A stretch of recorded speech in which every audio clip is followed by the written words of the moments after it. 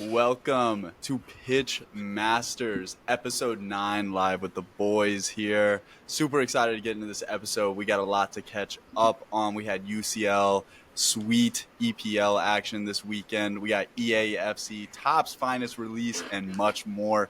New segment alerts with promotion and relegation, plus listener questions, everybody's favorite segment. Can't wait to get into it with you boys. Come on!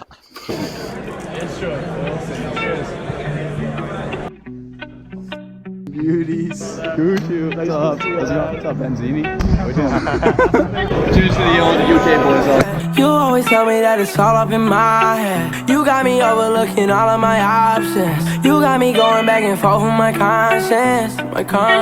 All up in my bed. You always see that. Wednesday, September 27th. Boys, how are we feeling? What did we get up to this weekend? Busy show weekend, actually. I had a show on Saturday and Sunday. Very rare for me. 2 different shows, one in Jersey and one on Long Island, where I'm from. A little bit slow, pretty shitty weather, actually. It was like the tropical storm on the East Coast. The show I'm probably experienced a little bit, but it was just rainy and windy, so shows are kind of slow. Did get some really good pickups, though. Some big-time pickups. Selling was meh.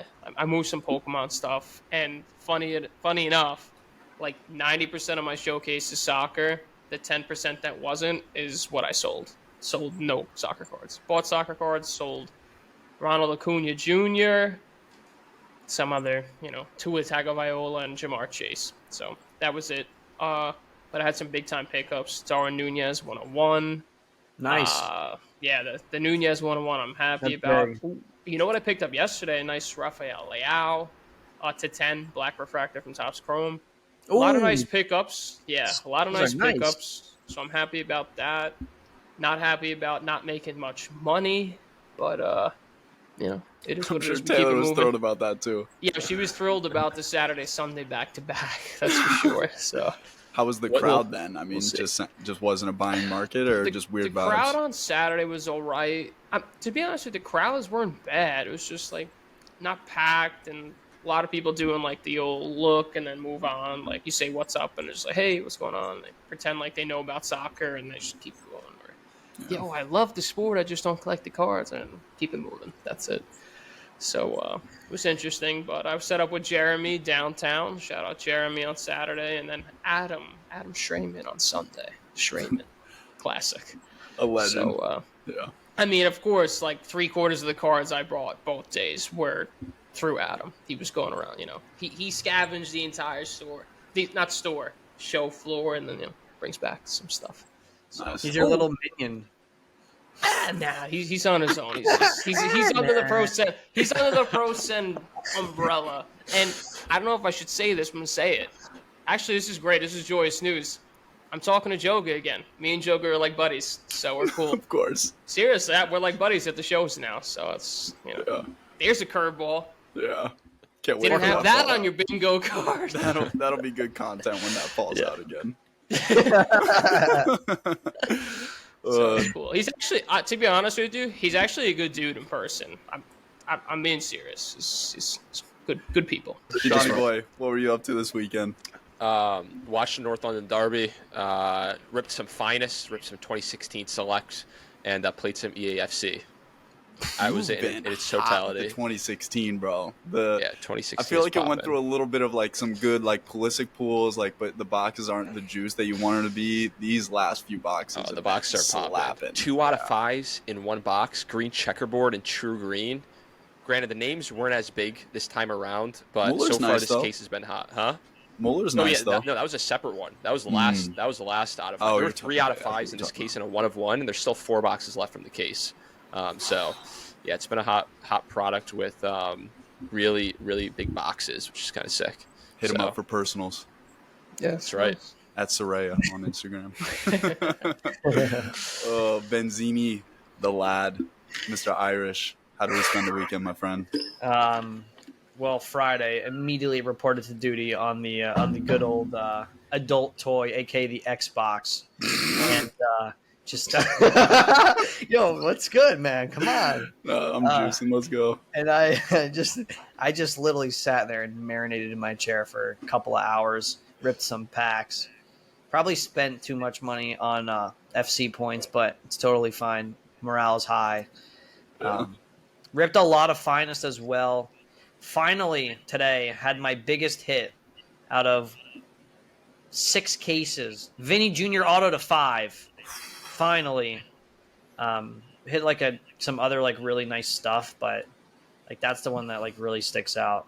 But the king will be back. Don't worry. More Stadium Club coming soon.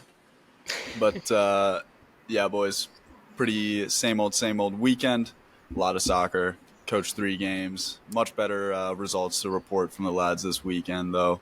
It was interesting, but overall pretty relaxed. A lot of EAFC, getting our pro clubs Pitchmasters FC team started. We've already got 5-6 members, so that's we're waiting for Steve to get his Xbox so he can come and join us. But Can't wait. Yeah, not much to report, but we pretty much had a ton of Top's Finest talk in the weekend review from the boys, so we might as well jump right into it. I am getting my 3 cases in tomorrow or the next day, so I don't have much input to give beyond what I have seen. So I'm going to pass it off to the boys that have actually been ripping it.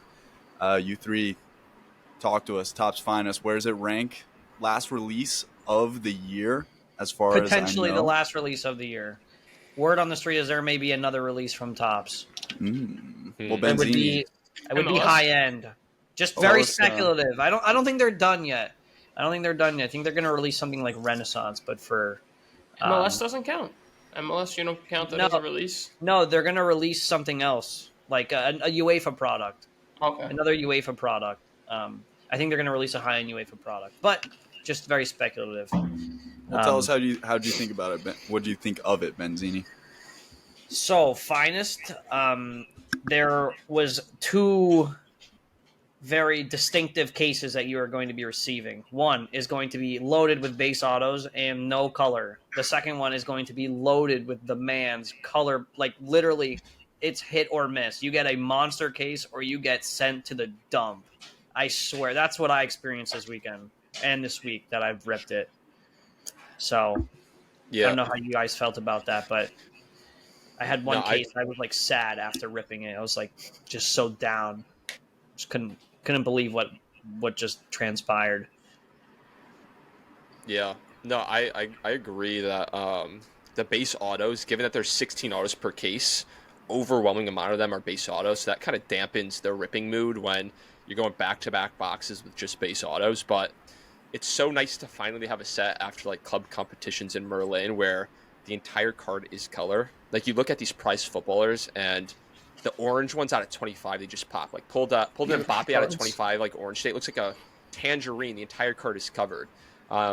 So I know a lot of people think it's a bit too busy, too much. Looks like spiderweb or, sort of manga or character kind of anime stuff. But I kind of like something that's new and, vibrant. So that's neat. But all in all, I think I'd give it like a 7 to 8 would be my rating. I don't give it a 9 or 10. I do agree that some cases are super juicy and others are just flops. Like I was just in a break. Shout out Sport Card Central Mike. He just ripped the case. I saw 3 fusions in one case. My first case didn't have a single fusion. He had a couple demands as well. Also, once again, inserts that are like super vibrant and you kind of have to have an acquired taste for them. But yeah, it's just a very hit or miss product. But when it hits big. So that's kind of nice. We'll bleep that out. No free ads. I have to say, the Finest is one of my favorite products so far, tops wise. Not gonna lie. Really? Just think of it this way. Well, what are they sitting at now? Like around 150, like retail. They're going up. They're going up. Like 170-ish, I guess now. They're around 170. For the price, at least the stuff that I ripped early, I felt like almost every box is breaking even or close to it. But I have seen some bad cases for sure. Shout out Techers Cards, the best breaker on Whatnot. Serious. All right. Breaker. See ya. No, but I was in back-to-back case breaks with Tech. First case was like Sean was saying, pure shit. You said the same thing, Ben. Awful. Second case was like for the men's. One was to 50. every color up the wazoo. It was like ridiculous. I hit actually Hung Ming Sung, or however you pronounce his name, fusion to 50 out of there. Yeah, he came in today and said that you popped off. That you did like the best out of everybody. I've been crushing. I'm telling you, that's what Techers has me, man. I'm adopting Techers. Techers is flying up to New York. He's gonna be the breaker, Prosend breaker. Come on!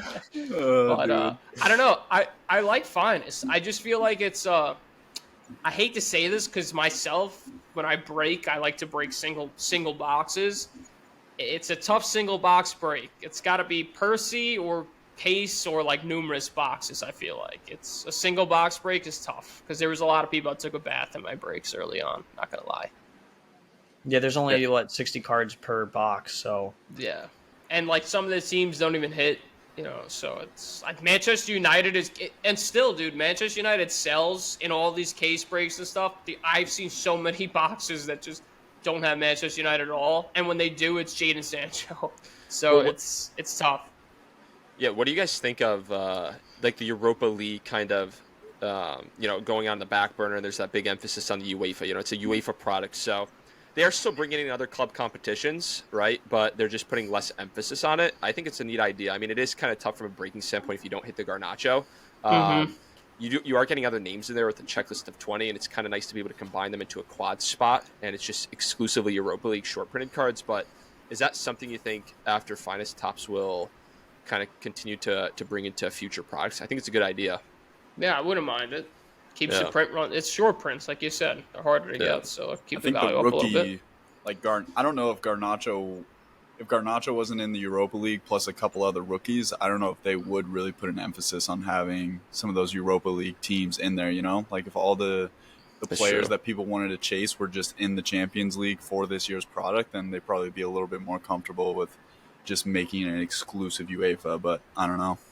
But based off that logic, wouldn't there be more of an influence on Europa in this product? Because Garnacho's, he's one of the biggest rookies. That's why I'm saying they're still even in it. Like I was making the point that I think UEFA team or the Europa teams are really only in maybe just because of some of the rookie chases, but I could be talking out of my butt there. But like Liverpool next year for Topps Finest, you'd expect them to be in it on that spot, right? Yeah, exactly. We've gotten so much Garnacho already, and Merlin had like a ton of teams from Europe, so I don't actually mind them short printing it. I don't know how the comps are going to be on like a Nacho refractor from Finest. People will 10, probably 15. think, people will probably just think it's like a normal refractor, and in reality, the print run's probably like less than 1,000 on some of those cards. Yeah. That's the thing, though. People don't realize, and it doesn't matter. The cards don't. The market won't realize it. I know. It's weird. Like that's maybe what the fusions are like that from last year's Finest. Somebody even like you pull a fusion of like a better player, and they're not worth anything. So I like the fusions this year. Yeah, the fusions are really nice. The product this year I like better than last year. Oh, for sure. Like last year was a dumpster fire compared to this year. Yeah. Although I have to say, the Mans sell them immediately because there's way too many of them in these cases. Yeah, I was like, whoa. Yeah, some have. Yeah. It's like Joga, like they just numbered the case hits, like they made it like a numbered case hit, so it's tough looks. The problem is there's nothing that's a case hit about it because every case has at least 3. Yeah. Unless if you don't have 3 in a case, so it's just you a short print or whatever. Yeah, even a short print, it's just like a rare. It's like an insert, like a rare insert. Yeah, basically a rare insert. That's why they're gonna be the Messis are gonna be $50 soon. So keep your eyes on that. I love how I think it's just because he's in the PSG like kit too, that though. too. Yeah.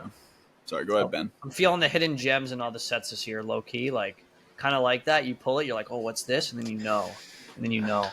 I think they could have done better with card design though for something so exclusive. Like it looks kind of damp. It looks cheap. To me. Yeah, it looks cheap and like kind of looks cheap for sure. Which one are we talking about?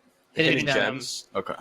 Yeah, I didn't rip any Stadium Club, so there's just something about the hidden gems that I don't know. It's not my favorite. It doesn't look like a premium card. It's the design of it.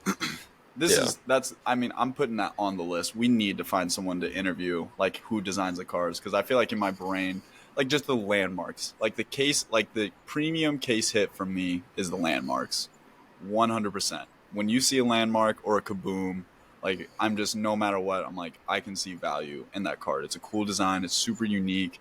When you look at some of these, you're like, I could see this being an insert. Like, the man card would 100% could just be an insert. Like, I could close my eyes and see Jack Grealish on that card. And it's just like, whatever. Well, the thing is, the man was designed in like 1997 because that's a baseball insert from back in the day.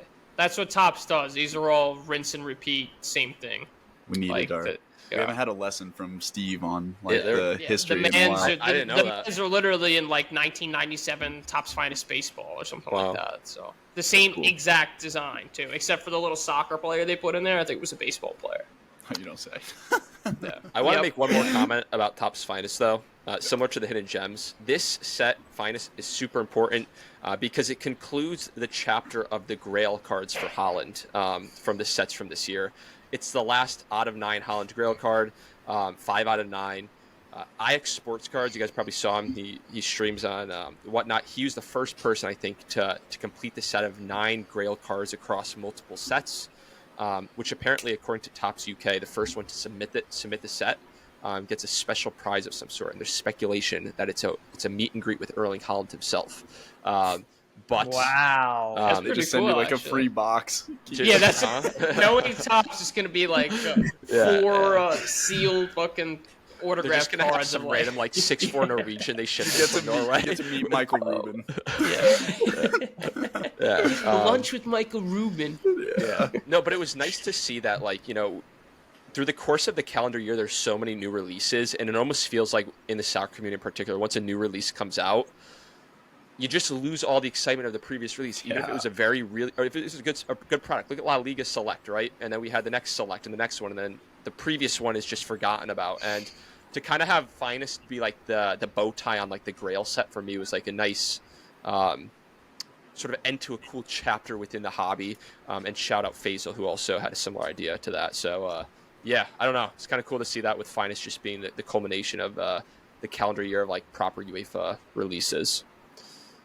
Speaking of new releases, boys, I haven't been this juiced for a video game in so long. When we all went through COVID, I think we all refound our love for the video games if you weren't already in it. But it was like Warzone and Rocket League for me. The FIFA died for me. And it died officially. And it came back with a beautiful, beautiful vengeance. EAFC24 has been just so sweet, boys. I've loved it a ton, but obviously, Steve is still figuring out how he's going to be our goalkeeper and get into it. But from Serea and Benzini, boys, give us your quick hitter thoughts of EAFC as we open up the journey to a new year.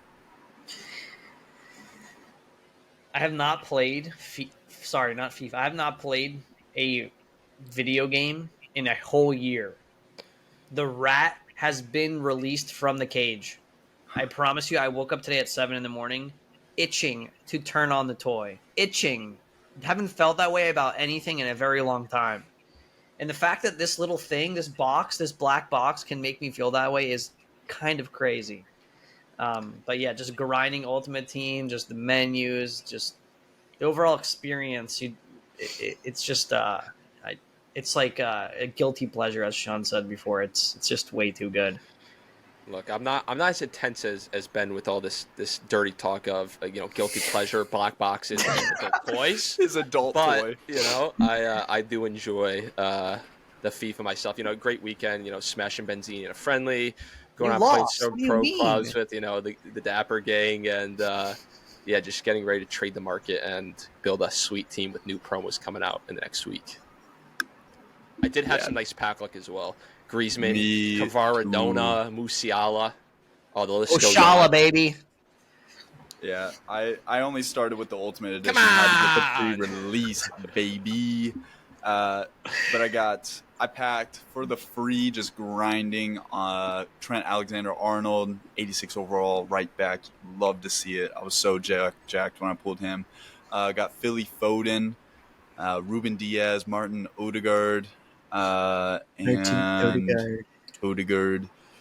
I'm trying to think who else I pulled out there. I'd have to go look at my squad, but I got trolled so hard, bro. I opened up a pack. I saw Striker. I saw Norway. And I packed Hedgeberg, 89 rated. Dude, I fell off my chair.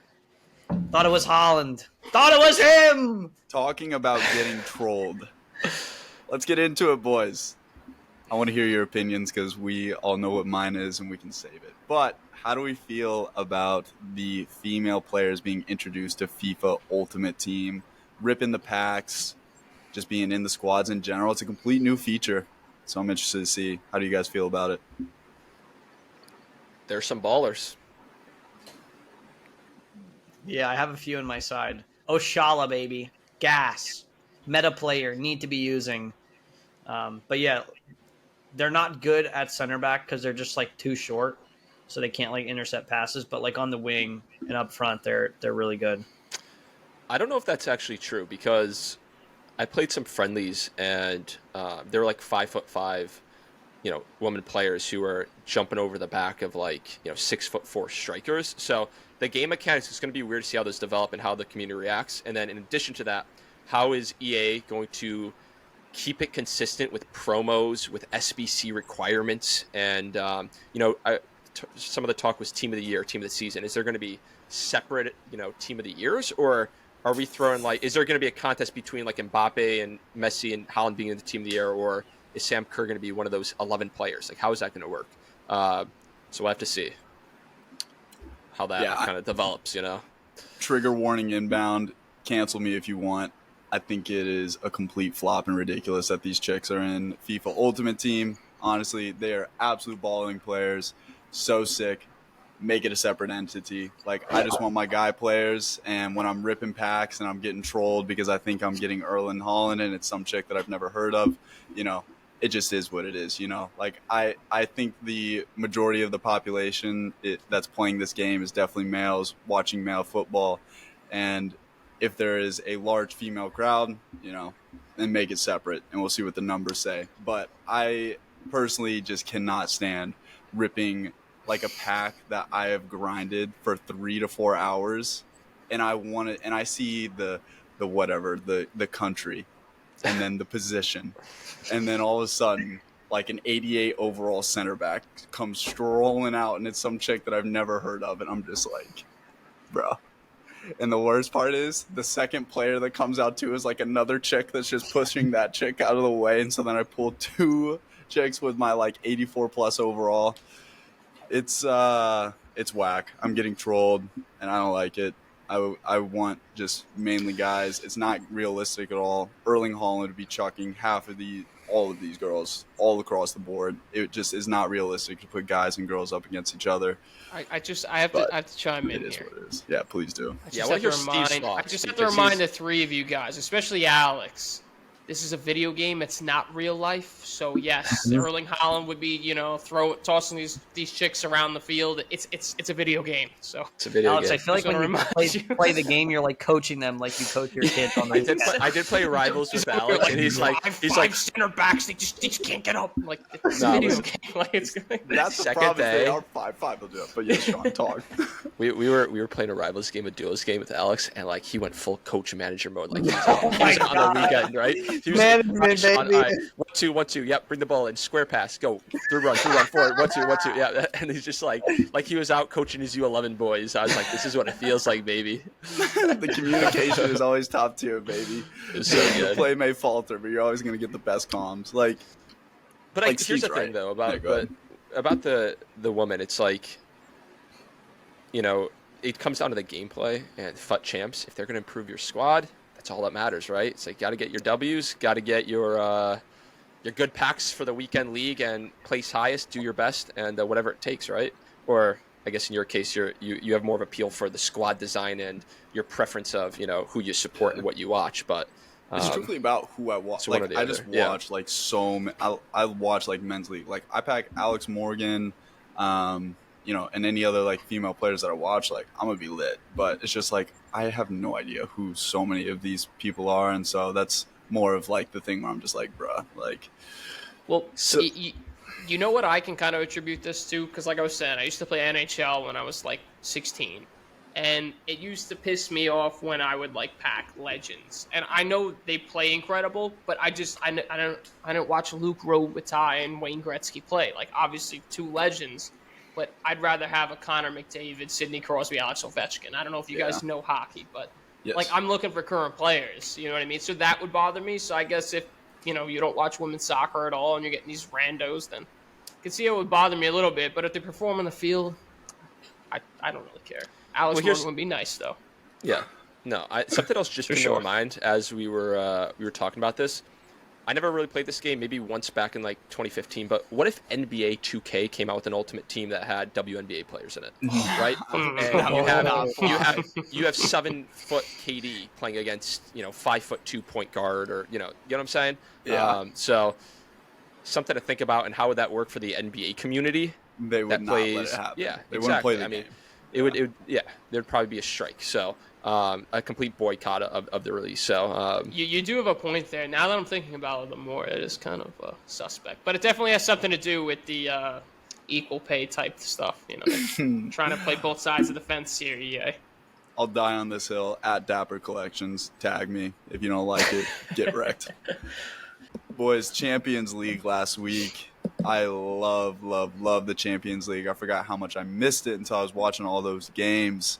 We don't need to get into the nitty-gritty of every single game, but we will highlight the big ones, starting off with the tried and true 2 of our boys down low here, their favorite team, Manchester United versus Bayern Munich. They made it by the scoreline look like a game by the end, 4-3. Interested to see how Steve got to watch it while he's at the shop, took some notes. He was invested. Oh, how did you feel about the game, buddy? Of course, I had Paramount Plus up and going. I was taking notes. I'm basically a soccer pundit at this point. Look, I've got notes here that you can't see, but I've got notes. This is the raw notes here. Ready? We're gonna start from the top. Onana, awful. Bruno giveaway cost us comeback chance. Reguilon looks good. Shout out Sean, the Spurs boy. Martial was lively. Bruno set piece. He looked good when he came out, I have to say. These are raw notes. I just thought it would be funny to write down what I was thinking. No, I appreciate it. Bruno set piece goal for naught. Because it was too late at that point. But, yeah, I mean, it was a tough game. That we looked good the first, 10, 15 minutes. That was the worst part. And Onana lets in a freaking howler. It was just an embarrassing goal, and the whole game changed. Absolute stinker. Oh, we can't catch a break. It's unbelievable. And then the whole morale drops, and they get another, and then it's like he's talking to himself, like he's doing some prayer or something. I don't know. Get your head out of your ass, man. Come on. It's scary too, because it really seems like it's becoming a mental thing, and once that happens, it could all just spiral out of control. He's really skillful though, but he's got a. We got him because we had issues with De Gea, but clearly De Gea was clear as of now. Every time Onana has the ball, he's supposed to be good with the ball at his feet, and it's so indecisive when he has the ball at his feet. Can't stop the ball. So what are we doing here? It's scary. But at least we made it a game. 4-3. Doesn't look terrible on the score sheet. We saved the goal differential. We saved the goal differential. Yes. Only -1. I think in the next game, I'm not sure who we play, but if we get a result, I'm feeling confident that we'll get through. We either play Copenhagen or Galatasaray. I'd prefer to play Copenhagen next, just because Galatasaray does have a strong attack, and Johnny Evans in the back, man, so scary. And someone from Copenhagen got a red talk card, about lively. Johnny Evans looked lively the other day in the Prem, so. I don't know. You guys play Galatasaray at your place next match. Just to touch on the De Gea Onana thing, because I had the same note. Onana is not a big time keeper. I think it's just moments though, and he's got to find his groove, because he did make a pretty gnarly save at the end of the match. But you can't be making mistakes like that on the biggest stage. And a lot of the Twitter easy thing to do is De Gea was the better. De Gea was trash for a long time in the end. And so I think Onana is got to get it figured out, because it was a big move, and it's a big shoes to fill, because De Gea is a legend for the club. But Bayern Munich's just they're the same deal as Man City, man. When they get going, it's just like crazy to watch. Matthias Tell, 18 years old. You're looking for a guy to invest in that dude. Buy every single low numbered, cheap PSA graded card that you can find because that dude is the truth. Third goal coming off the bench for their team. He is so good. Love the way that they played. The guys they have coming off the bench, like you were saying, it's almost like City. You have like Thomas Müller coming off the bench for Kane. It's like it's a joke, yeah. Yeah, they're pretty stacked. How'd you feel about your boy Kane, Sean? I mean, it's completely to be expected. The game against Bochum, or however you pronounce the German side, 7-0, they beat them. Harry Kane, 3 goals, 2 assists. If he's putting up 30 goals with the last year's Premier League side with Tottenham, he's going to put up like 30 to 40 in the Bundesliga. Should be no problem. So I think he's doing everything they want him to do, fill the shoes of Lewandowski and more from like a playmaking standpoint, creating assists as well. And honestly, like that's the team I'm backing in the Champions League this season. That's the team I'm rooting for. So I hope they go the distance. But yeah, he looks really good, and it's kind of sort of a weird ending from like the whole saga of him leaving Tottenham between like, all the motions of that, but now the way that we're playing with Ange and everything that's going on with kind of our new system and our new identity at Tottenham this season, it just sort of played out in almost a good way with his departure and set kind of the new make Tottenham. So, yeah.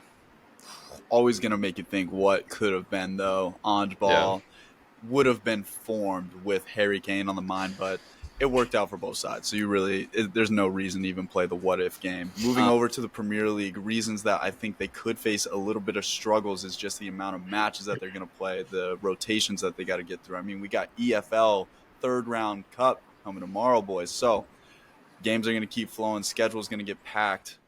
They're coming thick and fast. 2-2 to the Spurs. What a game, and there is no other person that we would rather start this conversation off with the beauty with the hat on himself. Serea, how do you feel about your boys this weekend, the result away from home? I mean, I thought we should have won the game. Thought we should have gotten to 3 points. Obviously, first half, I think we were shaky from the back. Arsenal was a better team, but without a doubt in the second half, I think we outperformed. A couple unlucky goals with a deflection of Christian Romero and then the unintentional handball. Once again, handball rules, still don't understand that rule. Even after seasons and seasons over and over, it's like every single game it changes. It was just tough to lose or to draw the game because of those 2 goals. But there are a few moments that I think stand out. Luckily, Maddison's not injured after that crazy hyperextension of his leg. I thought our season was over on the spot there. That was like one of the main points of the game for me, actually. But I don't know if anybody saw Saka doing the celebration, Maddison celebration, where he threw the dart. Yeah, that's a Maddison celebration. So it was cool to see that immediately after that, Maddison just completely juked him in the final third and took it to the line. And Son, obviously, with both goals was big. But yeah, good response to a big team that had a big season last year. And if this were like typical Tottenham, we would start off really well, get 4 or 5 wins undefeated. And then once we play the top 6 teams, we would just completely, mess things up. That's how it's happened in like the last 3 or 4 years, it seems. But to kind of get the away point is big. And then we're going to a big game next week against Liverpool at home. So another test before Luton. So I'm pumped, but I trust in Ange. Simple as that. I watched that game pretty much until the last 5 minutes, had to go walk the dogs. It was an amazing game, and it has me high on your team, man. I think in the beginning of the game, the Arsenal fans were buzzing. That place was loud. Buzzing. The stadium was loud. It was shaking. It felt like they were a little shell-shocked in the beginning, like they had their chances, but it felt like when Arsenal was going, it was dangerous. Yeah. But what shows the character of your team and Ange is how quickly you guys responded in every moment, and just how calm it was. I mean, Maddison and Son, like you talk about just carrying a team. Maddison is so freaking good, and Son struggled in the beginning of the year. But I was watching, I literally laughed out loud on his second goal because it was just like it was almost like skeleton defense just in a session where he just was like, just passed it into the side of the net, and it was nothing. So casual. So I think it speaks more to Arsenal, man. I mean, I don't know what type of finish they're going to have to the season. I'm gonna start betting heavy on the Spurs, man. Like that's when they're gonna go down. I was just about to say, there you go. The Madison assist, bro. The Madison assist. Yes, I literally had that written down. I was talking to Sean the night before, and he was like, "Yo, what are the odds on a Madison assist?" And I was like, plus 410. And he basically was like, I think he's gonna have an assist, but I can't tell you to take it. And what do you know, man? Dude has 2 assists. Could have $410 in the old account if I would have threw in a Benjamin on that, but. Yeah. Dapper's rules of betting. Number 1, bet in units. Number 2, don't sleep on the Greek teams. Number 3, get absolutely fucking trash at an indie game and just put all your money down on any random team. And that's the guy who's going to give out betting advice to you guys. We're still up. Bets next week, episode 1. Yeah, put the receipts up. Rule number 4 for the listeners. Don't listen to a word I say on this. But new segment alert. Promotion and relegation of the week. You're going to be hearing from the boys. Basically, the idea is that you're going to be given, something fun that happened to you or that you just enjoyed in the week. Doesn't even have to be personal. And then obviously a relegation is something negative that you experienced or witnessed. I'll go ahead and start us off. My promotion of the week is there was a lot of talk amongst this group and not really, but the parents in the old team chat about Myers having to be out because of the 2 results that we had posted against. There weren't actually parents saying that, but it was just jokes of you guys saying Myers out. Myers out. Get him out. Yeah, 2 losses in a row, 0-1 results, but the boys this weekend, it was so pretty. 6-0 win against this Indy Premier side. The coach was an absolute goofball, absolutely ripping into the ref at every moment, calling for a foul, this, that, and whatever. And I just got to have a chill, fun time with the boys. And it's so much fun because these 2011s are just figuring out how to really play. It's their first time ever playing 11v11 soccer. And I always tell my teams, no matter what age, when you score, you run to the corner flag and you just celebrate like absolute fiends. You're going to be loud about it. And so it was so funny seeing these little 12, 13-year-olds sprint into the flag. One of my littlest boys did the Ronaldo and just the C with the boys. So that was an absolute blast. Who wants to take on their next promotion of the week? I'll go. Why not? All right. So my promotion has nothing to do with sports. It has to do with the Sloppy Joe sandwich from Milburn Deli in New Jersey. I don't know. So shout out Jeremy, Downtown Soccer Cards. Because a pro has been dieting. I'm slimming down, so I'm not eating sandwiches right now. So anyways, we're at the show, and Jeremy goes, 20 minutes away from the best deli in Jersey. I'm like, I can't eat sandwiches, man. Maybe I'll grab a salad. He said, well, if you're going to eat a salad, we're not going to go. I was like, I'll get a sandwich. Yeah. So we walk in, and he goes, they're known for the Sloppy Joes. And right away in my head, I'm like, Sloppy Joe, isn't that with ground beef and shit? So it's not. In North Jersey, a Sloppy Joe is it's a triple-decker sandwich, rye bread. Listen, this is phenomenal. Swiss cheese, coleslaw, corned beef, Russian dressing. I'm telling you right now, it's one of the best sandwiches I've had in my entire life. Yeah. And that concoction, I would never even dreamt up. So shout out Milburn Deli in Jersey. It's ranked as one of the best delis in the country. No free Phenomenal. Ads. Unbelievable. Shout out Downtown Soccer Cards again for introducing this to me. We chowed down in the front seat of his car. It was it was pouring outside. Sloppy Joe in the car, delicious. How romantic. That's my promo. Yeah, it was the perfect first date. Chow down a Sloppy Joe's in the car while it's raining outside. Yeah, were you taking the napkin and dabbing it off his mustache, the Russian dressing? That was the only problem. I shout out Milburn Deli again. Give us napkins next time. I had Russian dressing all over my hands. I was wiping them on my pants. It was terrible. But yes, the Sloppy Joe in North Jersey. Shout out North Jersey. Get yourself some Sloppy Joes. Milburn Deli. Sponsor us too if you want. Yeah, I called it the corned beef special, but I don't get it with the cheese. And I put deli mustard as well. No, I love a corned beef sandwich, but I never had it. I don't think I've ever even had Russian dressing in my life. I really don't think I have. But that sandwich was. Whew, yeah, because the meat is really salty and fatty, and then you get the sweet sauce, and then you get the crunchy the coleslaw, but it's also like a little bit sour. But then you get the soft bread. It's just phenomenal. Then you get the cheese. Oh man, it was delicious. We need a new YouTube segment of like Dude, Chef Benzini. I have had. I am a veteran corned beef eater. I mean, I eat corned beef. Like, I'm a veteran corned beef eater myself. Like corned beef, pastrami. I had never seen it served like that before. Bro, I'm used to I had one this rye, 2 pieces of rye bread, this much pastrami or corned beef, and then mustard. That's it. Dude, I had one this weekend, and I got it from 2J's. They didn't load up. They didn't give me enough meat, so I was still hungry. That pisses me off. And they forgot the Russian dressing. Just unbelievable. 2J's do better. That's his relegation of the week. Yeah. All right, Benzini, Serea, what's your promotion? One of you two go. Ben? All right, so promotion go for it. Was, honestly, today, I'd been ripping a lot of Finest and just nothing, just arid, just nothing. And then today, just explosion of color and huge hits. And I would say relegation would be, we had a case that had nothing higher, nothing. The lowest numbering was like out of 75. And it was only one card. And we had like 11 base autos. And I just, after the break, I felt like, yeah, it was not a good feeling. So it was definitely relegated to D2 Finest breaker that night.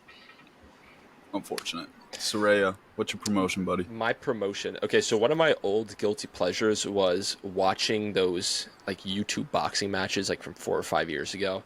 I always found those entertaining, maybe a bit juvenile, but found it entertaining because I watched like the Sidemen and like KSI and stuff, and like to see like these just like normal guys who played video games put on like such a show and grab so many eyes worldwide. Pretty cool, right? And I just learned today that there's an event on October 14th. And I was like, damn, I'm actually excited for this. And a couple of good boxing matches, a co-main event. And his name is Tommy Fury, Tyson Fury's brother, the best heavyweight boxer in the world. Jake Paul. Yeah, exactly, the brother. The brother of Tyson. So he's fighting KSI in like 2 weeks' time. So when I heard about that today, I was like, damn, I'm actually looking for this. Masters watch along. Nah. I'm gonna get myself a corned beef sandwich. Go up in my room, throw on the. Yeah, don't forget the napkin. Beer. You gotta be exactly. Taking care. No, I'd be down for a watch along. That'd be good. But when I heard about that, I was like, this is gonna be exciting. I'm gonna block off the calendar. So that's the most recent thing in my mind from this past week that got me pumped for something in the future. Nice. Well, I've got 2 relegations of the week. I'll be quick with both of them. First one is the most painful. I at the National bought a ton of Jude Rookie or Topps Finest boxes with these plans to rip them during Topps Finest release. Topps Finest gets its extended.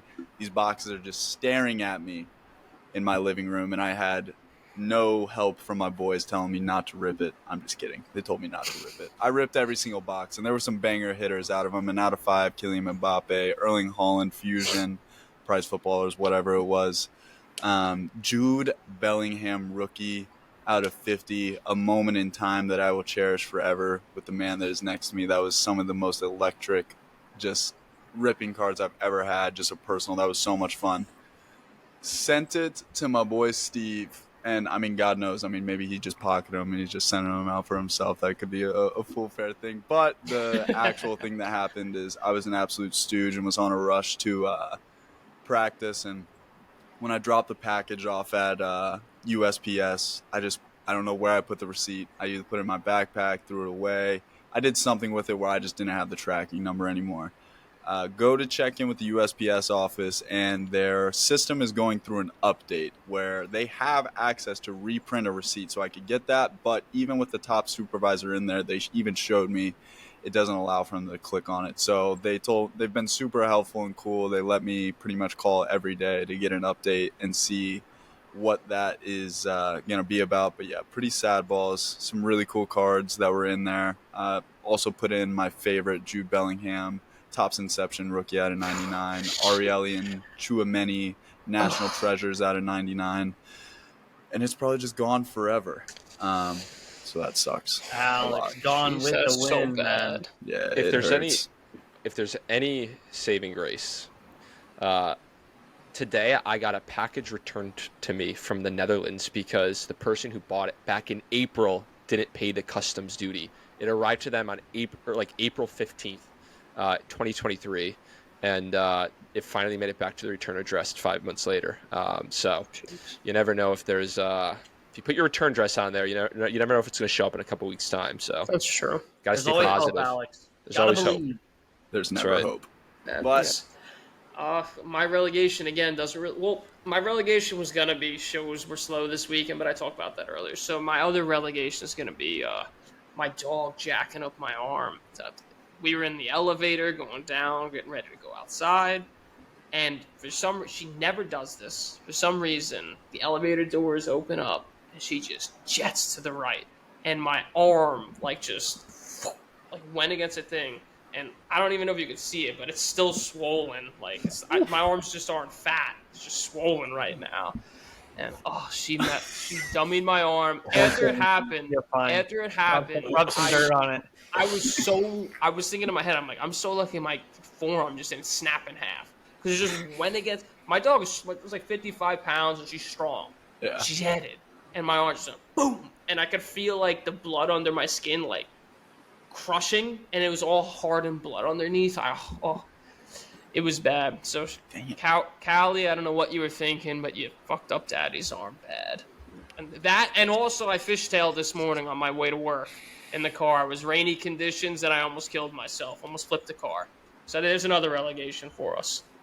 Ben gave us his relegation, unless he has another one. But Sean, what's your relegation of the week, my friend? Man, I don't know if there's anything that's super down about the week. I'm still thinking about that god-awful train ride back from Baltimore last weekend, so maybe I can squeeze that as my answer. There it is. Let's hear it. Yeah, it was the train south of Baltimore was stalled on the tracks for an hour, and I was getting picked up north of Baltimore. This is the Amtrak that runs from DC to up to Boston, and there's a couple stops all the way up, pretty close by where I live in Connecticut, and the delay was something first initially 45 minutes. I was out on the platform in the beating sun with no seats at all, and everybody's standing out there. 45-minute delay, and then we get another 20-minute delay, and then another 20-minute delay, and then by the time the train comes, there's a 6-hour train ride ahead of schedule that has to be conquered. So that was just hell. I'll never do that again. Basically, I was gonna fly out of Baltimore, didn't work out, and had to take the train back, and it was just an excruciatingly long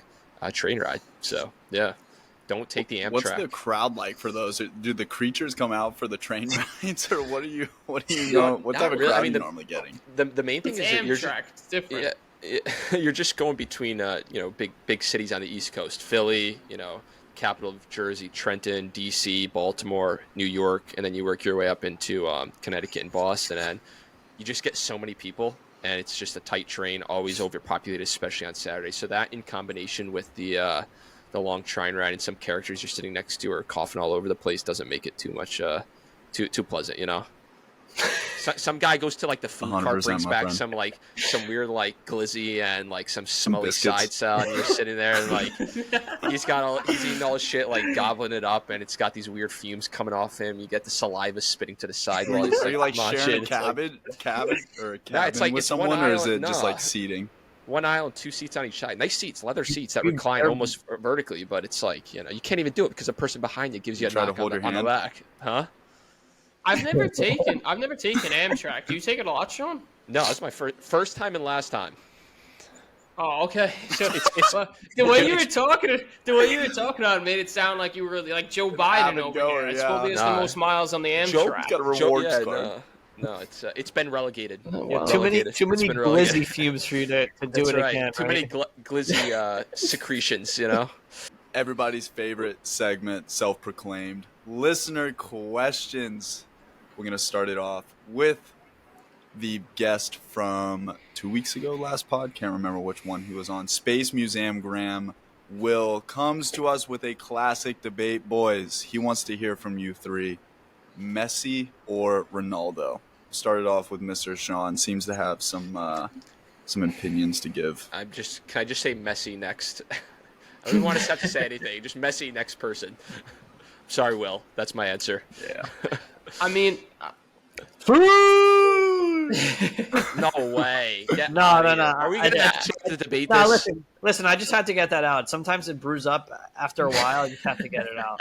Yeah. But no, it's messy, and it's going to be a next as well. yeah. I mean, for me, it's Messi, but I think Ronaldo's great, but Messi's like transcendent. It's different. It's different because he's, I don't know. I think Ronaldo as a goal scorer brings more to the table. He can use his head. You know what I mean? He's just different. But as a GOAT, it's not. At this point, it's a wrap on that conversation. This is nothing more than a scenario here.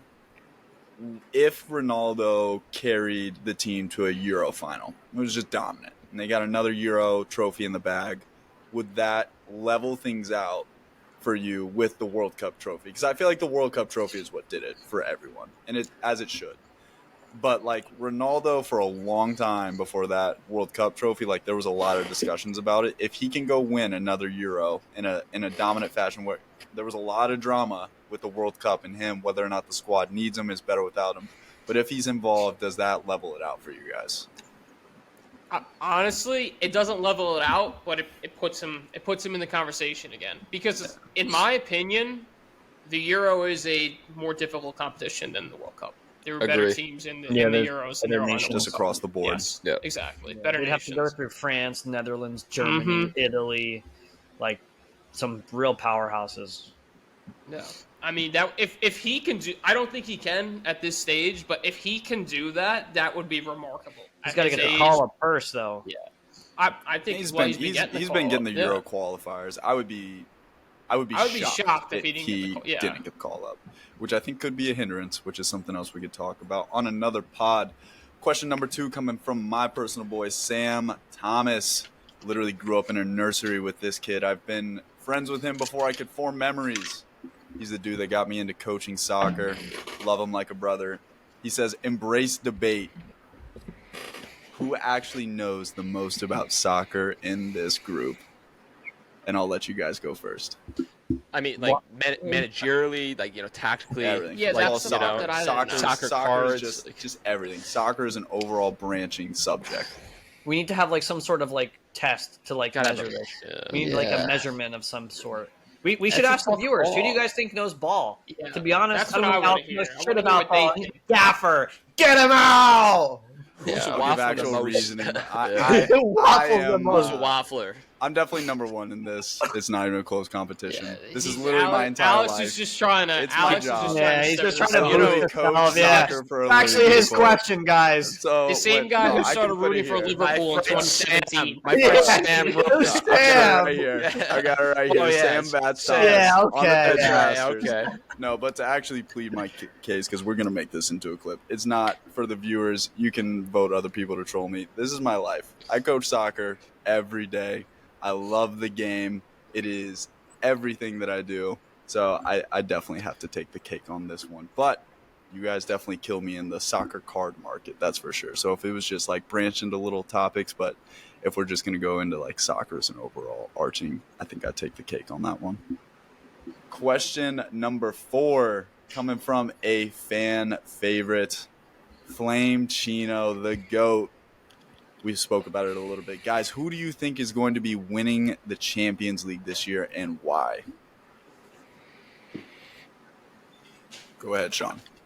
I'm going to go Manchester City with the back-to-back. Why? Pep, Hollands, that's why. Enough said. Stevie boy. Enough said. Yep.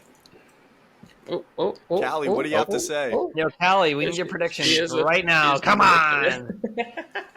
All right. I'm saying. United. Yeah. she's a smart girl. No, I'm saying Man City and Bayern as a dark horse. They're really not a dark horse, but neck and neck.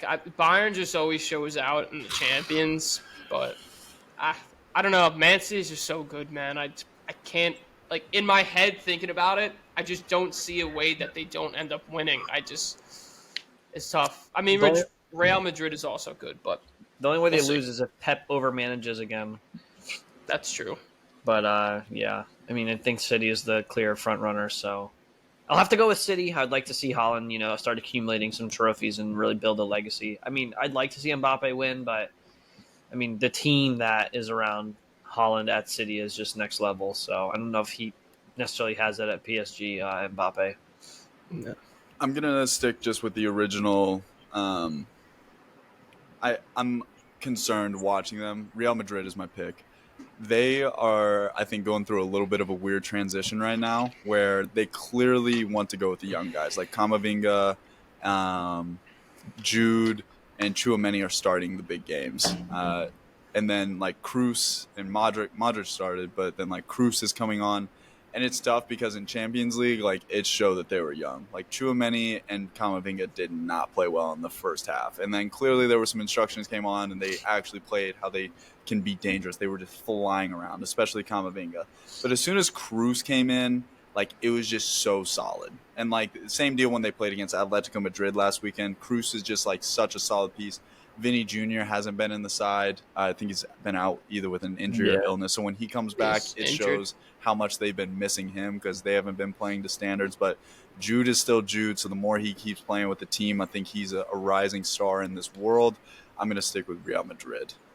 Episode 9. This was such a fun one, man. I really enjoyed this episode. Guys, if you made it all the way to the end of this, if you're a true fan, please do leave a comment and a like. Tell us who your favorite for Champions League is going to be. We want to know that you guys are watching and involved. We can't wait to get the clips out, see who you guys think knows the most about this beautiful, beautiful game that we get to talk about every week. Look forward to new content. EAFC, we're going to have a lot of fun pro club stuff coming up. We will catch you guys next Wednesday. Peace.